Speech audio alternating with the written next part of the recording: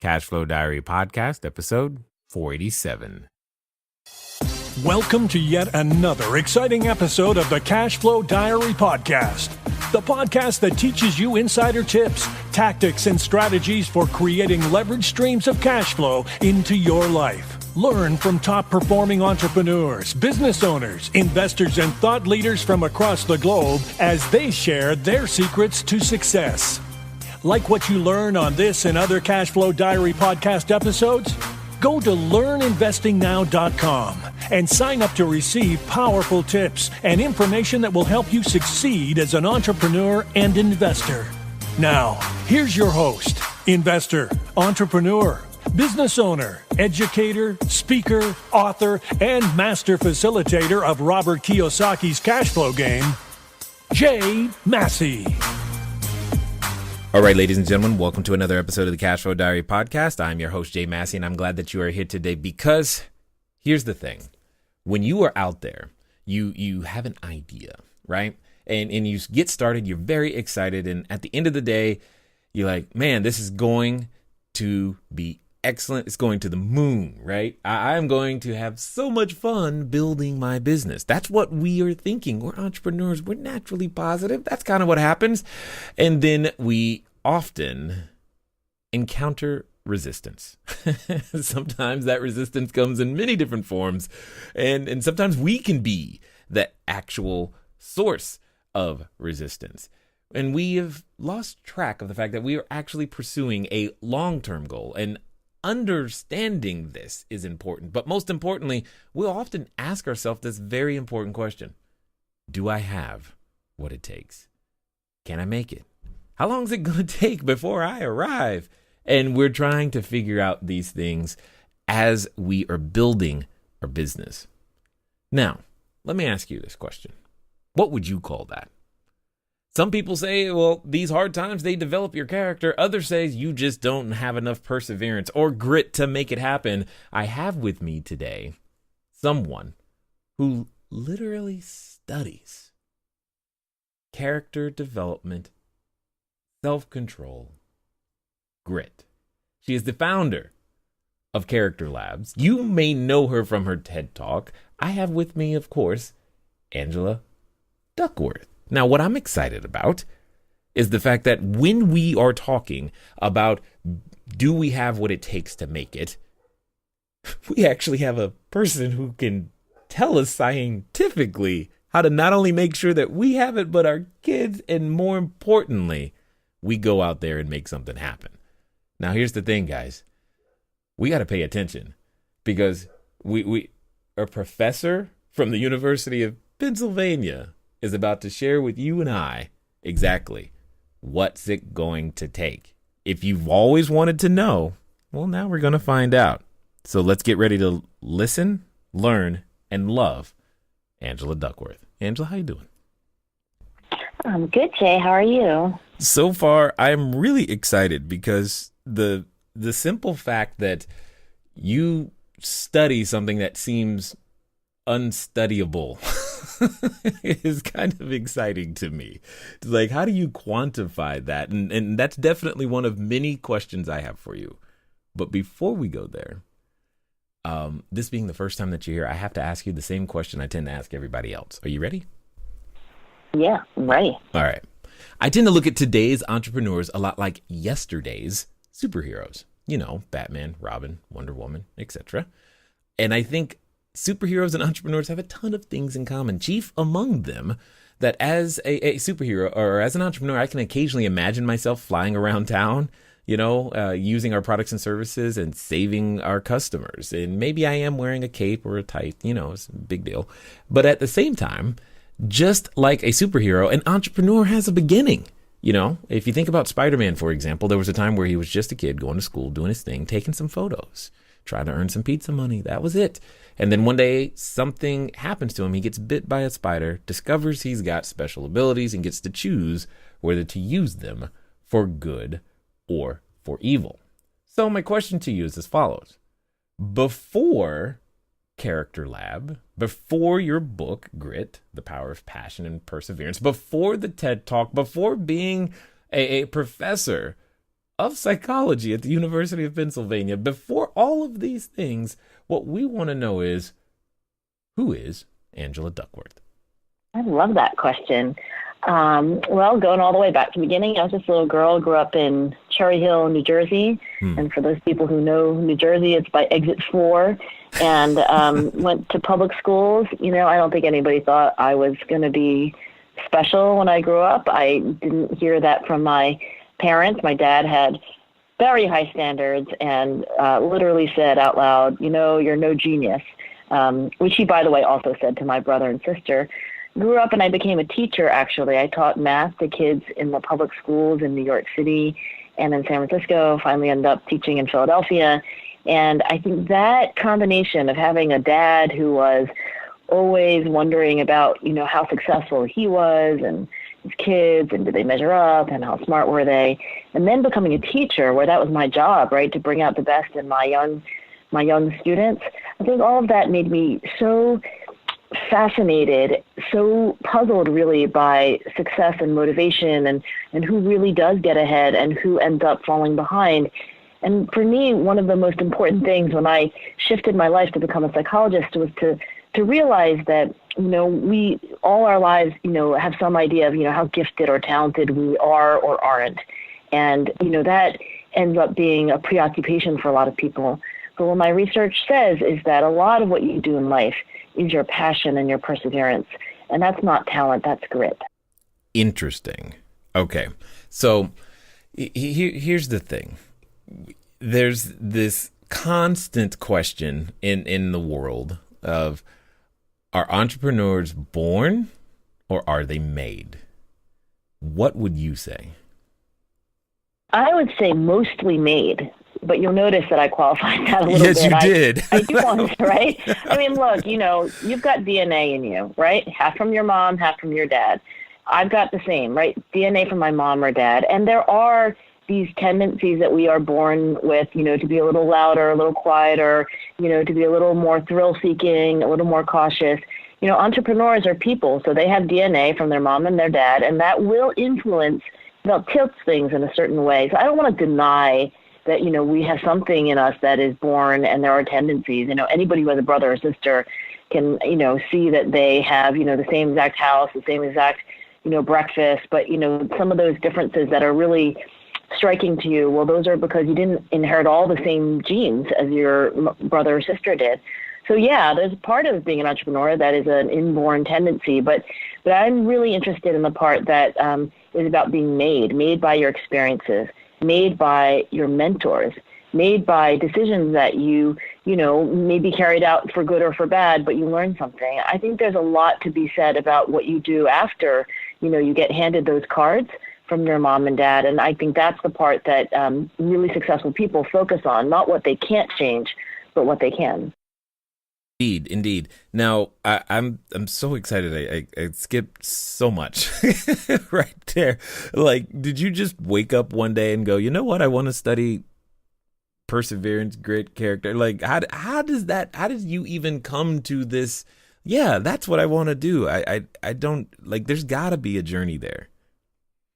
I don't know if you've ever sat down, you know, with a kid or frankly with a, you know, millennial or, you know, someone else that you're sitting down with them and you know that they can do something and you're just urging them to keep trying. I mean, maybe they're screwing up, they're getting a math problem wrong, or, you know, maybe you're coaching a, you know, young entrepreneur and they, you know, they do a terrible first pitch to a, you know, to a VC. You know, because you have more experience that like you can see around the corner. You know that it's going to take a lot of tries, but they're going to learn. Eventually, it's going to be fine. I think what got me starting down this path of studying grit is that when I sat down next to kids and they would give up after, you know, the first or second try, but I could see around the corner and I wanted them to keep going. I wanted them to be persistent, but they weren't. That, I don't know, that frustration of mine as a teacher trying to get people to do what I knew they could do eventually, to be the people I knew they could become, I think that my frustration and, you know, not always being able to bring that out actually led me to study grit. Interesting. So you were frustrated because they would quit. Yeah, I was really frustrated because they were quitting earlier than I thought. Obviously you want to quit something after maybe tried 100 times and maybe it's just never going to happen. But so many people give up too early, and that frustrated me as a teacher. And I thought, you know what, to really get people to be their best, you have to understand their choices. You have to understand where they are now before you try to get them where you're trying to bring them. And that led me to psychology, because that's what psychology is, a study of human nature. Interesting.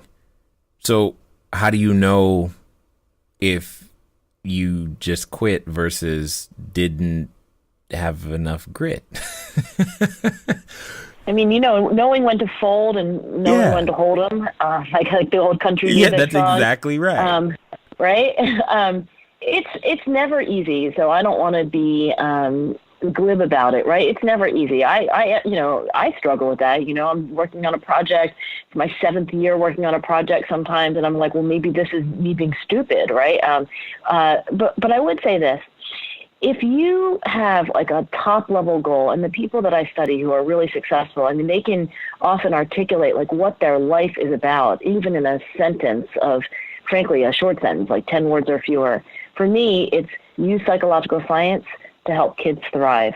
And then I'm going to be really stubborn about that goal. There's nothing that would keep me from, taking breaths till my last day to work on that goal. But maybe there's a project that's not working out, and I'm like, you know what? Eventually I'm going to give up on it. But what I don't give up is the end state. What I'm really working toward is that ultimate goal. So I think if you're asking yourself, should I give up or should I not give up? One way to think about it is, is this like a deep personal value, or is this simply a means to an end? Because if it's a means to an end, maybe you can find another means to the same end. Interesting. So what would you say has been, all right, in the time that you have studied this, what would you say has been like the most surprising finding? When I went to study the cadets at West Point, these are those, 18-year-old women and men. They get the congressional recommendation. They're often, valedictorians. They're almost always varsity athletes, and they're very often, varsity athlete captains. I mean, they're fine specimens. When they get to West Point, they have a training that's called Beast Barracks, because it's that hard. You wake up at 5, you go till 10, nonstop. And there's no cell phones, there's no contact with your parents. It's really hard. The most surprising thing that I found in my research at that point in my career was that the measure that I had of their grit, their self-reported passion and perseverance, setbacks don't discourage me, staying committed to goals over years, that ended up not only predicting who would get out of training, it was pretty much unrelated to measures of their talent, like their SAT score or, how fast you can run 2 miles. And so that idea, I think, has really driven a lot of my work, that talent and your ability to persist and overcome and to stay true to some goal that's very important to you, that to me is profound, because for a lot of us, who maybe didn't get into the gifted and talented program when we were in elementary school, or, weren't singled out as being the one who was gifted on the athletic field, it says there's something that we can do here that's different from our innate talent. Whoa, okay, all right. One could interpret or extrapolate from what you're saying that you're saying that the talented people are at a disadvantage in this area. Well, I found mostly that it was unrelated to their grit. So it doesn't mean that if people are a really smart, talented person, doesn't mean they're going to be low in grit, but it's no guarantee of grit. Some companies feel like, look, we're going to hire kids who are whiz kids because they'll also be hardworking and passionate. And that's not true. You may get lucky, but you may not. Got it. Now I understand. Okay. Because I mean, hopefully you can understand where I'm coming from. It feels so random. Like if I'm out there trying to bring someone onto the team, will they persevere through whatever they've got to learn in order to actually get the job done? Can they make the objective work? And having grown up in a military household, in my head, the only thing that matters is the mission. It's like, this is the mission. You keep persevering until it's done. Why are you stopping? And it's challenging for me to relate to other individuals who don't see the world that same way. So in your time working with, this concept and individuals, for those of us that are, leading organizations or building our company, how do we learn to either develop that grit inside of our organization for the people, or how can we better relate to those who might not have it?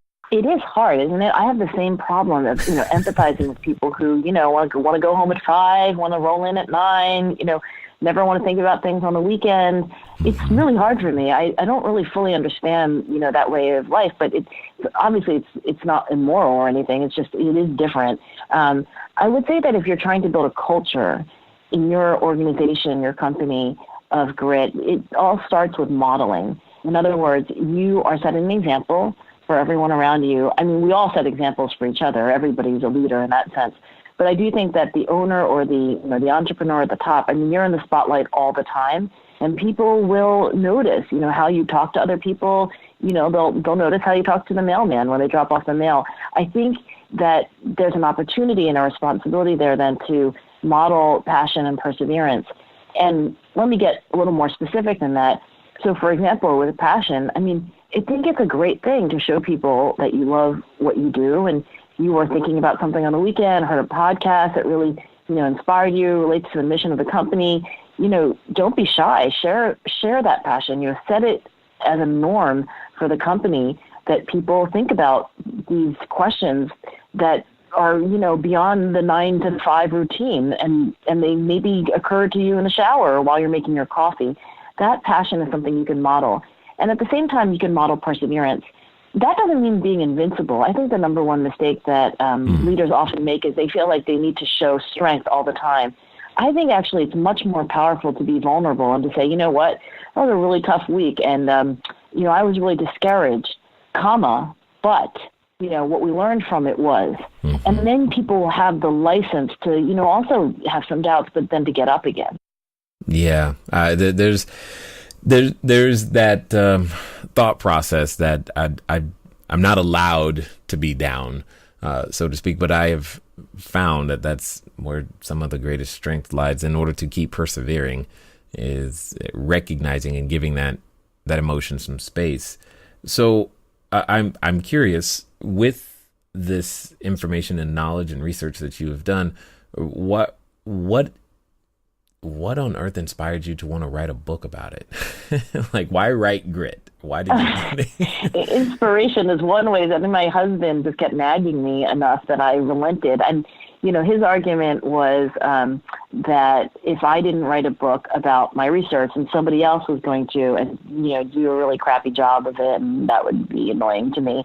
And he was right. That was the argument that finally convinced me. I'm sure that's actually what gets a lot of entrepreneurs off the couch too. It's just something annoys you, and you're like, oh wait, I'm going to fix that problem.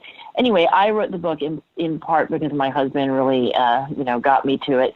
And it was the hardest thing I ever did. I cried, most days that I was writing it, I think. It was so hard. I have a lot of empathy for people who they struggle, and they wonder how the hell they got themselves into this mess.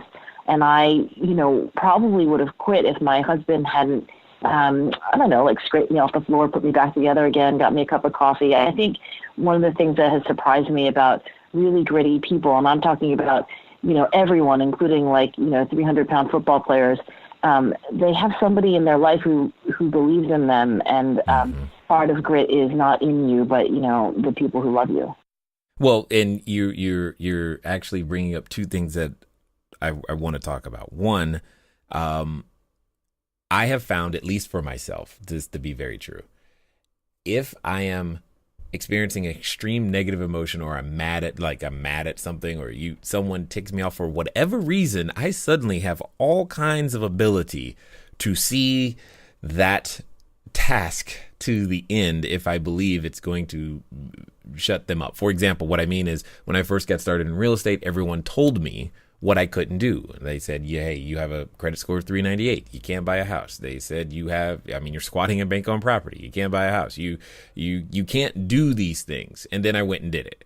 And then they said, well, you got lucky. And then I did it again. And then they said, you can't do it with an apartment building. So I did it again. Again, because I was mad at that, I was able to sustain the effort to get to the end goal.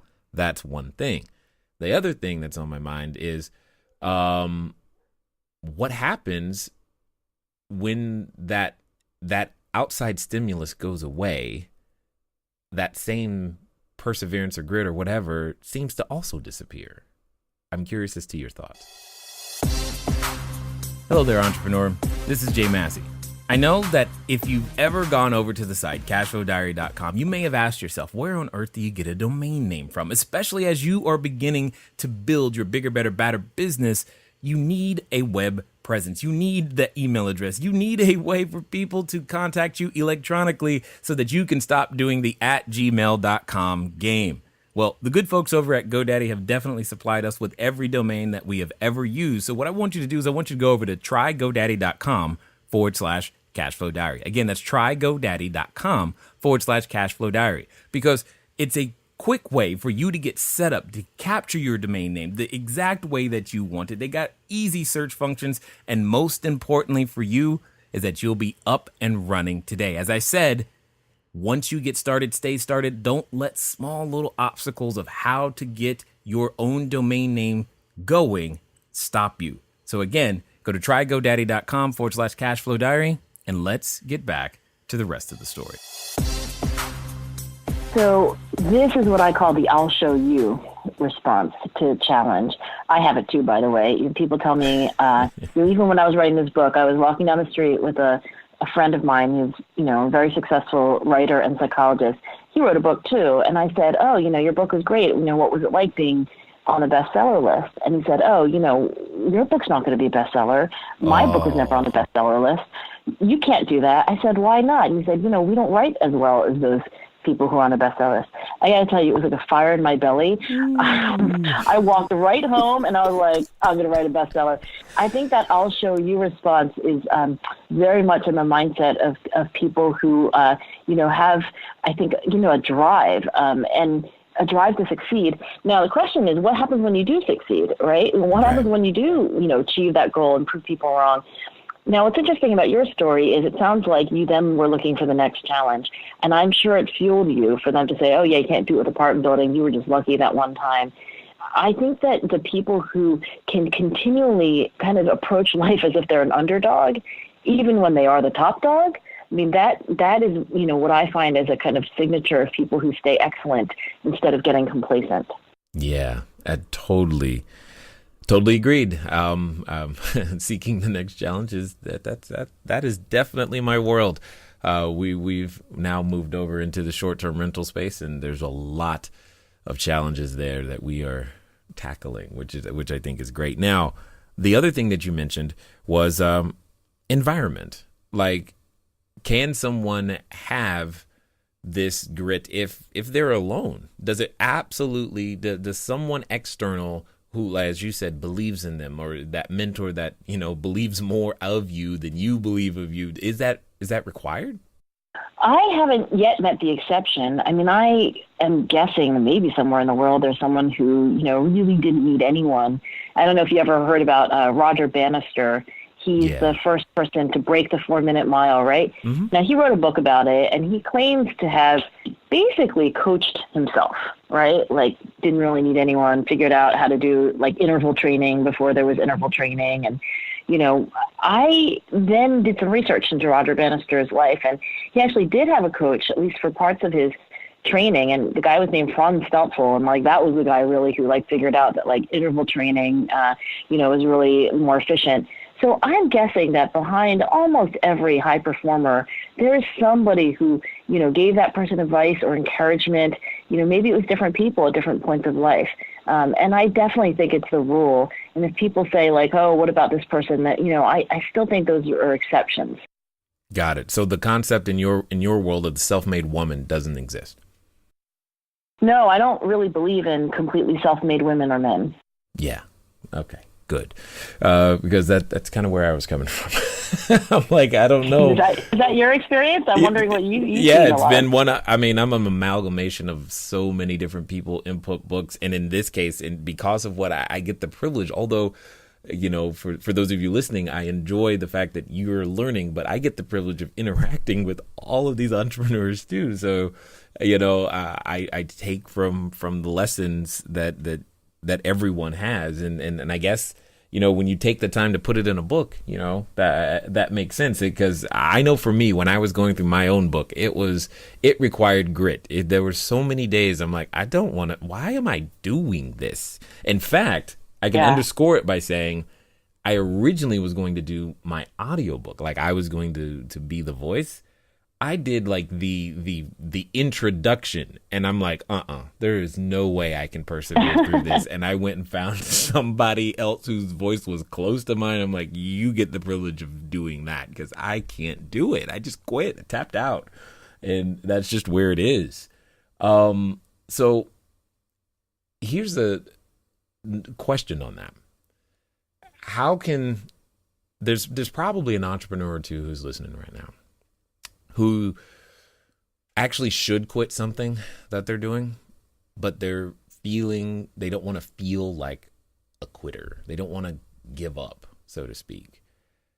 What would you say to them? How can they figure out that what they've been pursuing, what they're actually receiving is feedback that the marketplace is saying, you know what, you should change your direction? The best piece of advice I could give is that what you need to make a really tough decision, especially when you feel like your ego and your feelings are getting in the way of making a rational decision, is to take a third-person perspective. In other words, you have to not approach the problem like what I should do, but you have to pretend to be somebody else, and somebody else who has your best interest at heart, but isn't all wrapped up with, ego and emotion. What would that trusted advisor recommend to you to do in that situation? And by the way, maybe you just really do have an advisor. And for many people, it's a spouse, it's your husband or your wife, or, it's a former business colleague. It could be a partner. But I think somebody who's just not you, who can get out of your skin, is actually, you really want to weigh that perspective heavily. Now, if you reflect on that and you say, well, if I had a trusted friend, if my best friend would tell me to get out of this, then maybe you should listen to that. Understood. So you mentioned earlier that, you were a teacher, you were working with kids, etc. But at the same time, you say that entrepreneurs are mostly made. That was a qualified statement. Very true. Mm-hmm. So is there anything that, from a nurture standpoint, that a parent can do to, like, obviously I'm an entrepreneur. My wife is historically, classically trained, so to speak. She went to school. She was she's got multiple degrees and comes from that kind of a family. I'm the college dropout thing, which makes an interesting household. But at the same time, if you're in that entrepreneurial world and you want your kids to gain that, what are some of the ways that we can help them do that? I think it's a real challenge when you've fought an uphill battle in your life, and then, you have kids and you've worked really hard to make an easy life for them. But then you realize, like, wait a second, Right. I also want my kids to have a work ethic, resilience. So I think that kids are best off when they are challenged and supported. And for people who are privileged, because they've worked very hard and then they have kids, the challenge part ends up being, pretty hard to pull off, because, they've gotten, like, I think about my own kids, like, they've got their Whole Foods raspberries, freshly washed on the table, and then, somebody washes their laundry. I mean, that's ridiculous. So do a hard thing yourself and have a family rule that everybody has to do a hard thing. Some kids might have it be a paid job. Other kids might make it a sport. But I think that hard thing should be challenging. It should require them to try to improve in a skill, get feedback, get negative feedback sometimes. Something where, like, they're not allowed to quit in the middle, right? You're not allowed to quit in the middle of the season. Can't quit your job if you promised your boss that you were going to work through to the end of June. I think a hard thing assigned to, like, literally every family member, mom and dad, no exception, is a good, way for kids to grow up. And I would say, that can start pretty young, actually. And as long as a kid has some choice in that hard thing, in other words, they get a choice between baseball and swimming and violin or whatever, then, they will start to learn responsibility. Yeah. Well, I was thinking, I have 4 kids. One of them, she hasn't met a hard thing yet. She is all about give me the neck, and I'm like, you are just like your dad. This is gonna be a problem. She's like, I'll take that challenge. What's next? What you got? Yeah, I mean, she can. How old is she? She is 10. She is 10. Awesome. And if you ever, I mean, you don't understand. It's down to who can put their seatbelt on first in the car. And it's like, it's a thing all the time. And I'm just like, wow. All right. Well, we got to channel that and work with that. And I'm waiting for the time where she runs into something that actually does give her a challenge. Because, man, when that does happen, it's going to be an eye-opening experience for all of us. But this leads me to your work over at Character Lab. Tell us about the genesis of that. What is it? And why, again, why do it? I mean, you've got a book, you got your teaching. I'm just like, okay, she's just gonna do everything. Why start a nonprofit? I had enough things going on. I got 2 kids at home. That's not like having 4 kids at home, but it feels like a lot. I met a couple of educators just after I finished my PhD, and this is now more than a decade ago. And these educators are named Dominic and Dave, and they said, we need to really help parents and teachers use science to help their kids develop things like grit and self-control and curiosity and emotional intelligence. They said, let's call it Character Lab. And I said, sure, let's do that. And that's really what it is. It's a nonprofit. We're based in Philadelphia, but we have a website, characterlab.org, and we take science on things like grit and we turn it into actionable advice for parents and teachers, and everything is supported by foundations and individuals, so it's all free. Now, you say it's for parents and teachers, but I'm listening. I mean, I'm just listening to you going, well, maybe it'll work for me too. That's the great thing about character, right? I mean, if you're helping your daughter with her algebra, you're like, okay, well, I had to help her with my algebra, but now I'm going to go back to my email and my work. But when you're helping your daughter learn how to set a goal and make a plan, you're helping your daughter, identify and develop her passion. You're helping your daughter, figure out, what are ways that we can be socially intelligent in situations that are, full of conflict. Look, those are things that your daughter needs. Those are things that you need too. And I love that about character. I think character development is for people of every age. Yeah. And so what are some of the things that you guys actually do over at Character Lab? Like, give us an example. Here's one, and I bet a lot of your listeners are familiar with it. You ever hear of the 10,000 hour rule? Yes, absolutely. That it takes 10,000 hours of practice, right? To get you. So there is a scientist behind that, famous phrase, and his name is Ericsson, and he studies Olympic athletes, and he studies, world-class mathematicians.